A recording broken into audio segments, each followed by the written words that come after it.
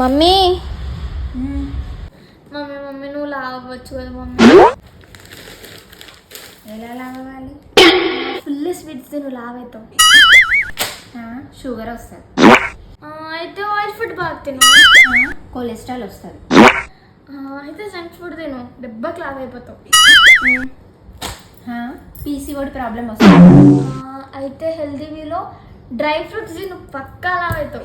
అయినా నేను ఏం తిన్నా లావని, ఇది దేవుడు నాకు ఇచ్చిన వరం. నీకు కూడా నాదే వచ్చింది తెలుసా, నువ్వు కూడా ఏం తిన్నా లావవు. ఆయన నా మీద ఎంత ప్రేమ హానికి నా బంగారు తల్లి. రుకో జరా సబర్ కరో.